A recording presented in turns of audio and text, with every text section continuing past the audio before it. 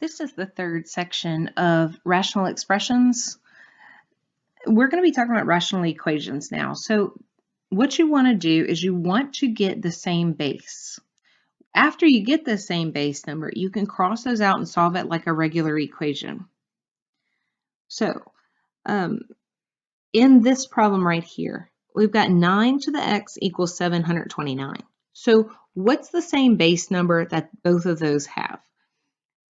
Well, watch. You can go 9 to the x equals 729 is 9 cubed. Once you get that they have the same base number of 9, those can cross out and you're left with just x equals 3. That's how you do that. So you're looking for the same base number. And they're not all the times going to be powers of each other. Like in number 2, you've got 16 to the 2x minus 1 equals 8. Well, 8, you can't say like 8 squared equals 16 because 8 squared equals 64. So you have to break that down lower.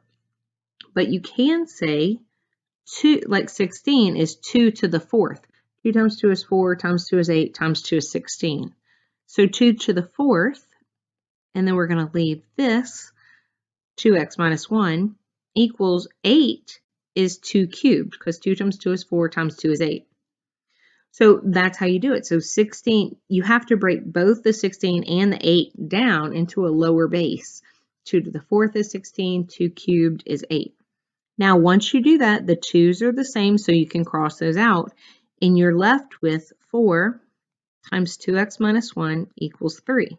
Then you solve it like a regular equation. So we're going to use the distributive property and multiply out. So you would get 8x minus 4 equals 3.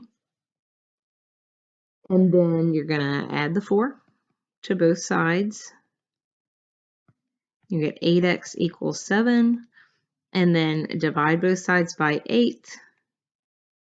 And you get x equals 7/8.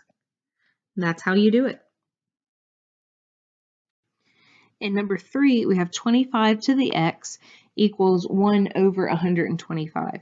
So what could we say is, how does this even work? All right, well, the first thing that I want to do is I'm going to leave the 25 to the x alone for now. And I'm going to take care of this fraction because I don't like it. So I'm going to move the 125 up to the top.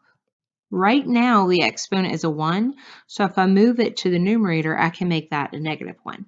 So now it looks a little more feasible. We can actually do it. All right, so 25 squared is not 125, so that lets me know I'm going to have to break it down into a smaller base, which would be 5, because 5 squared is 25, and I'm going to leave that x. And then 5 cubed is 125, and I'm going to leave that -1. So now that I have the same base, I can cross out my 5's, and I'm left 2x equals -3.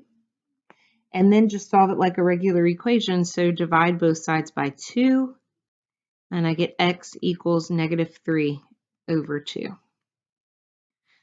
All right, so the last problem in number 4,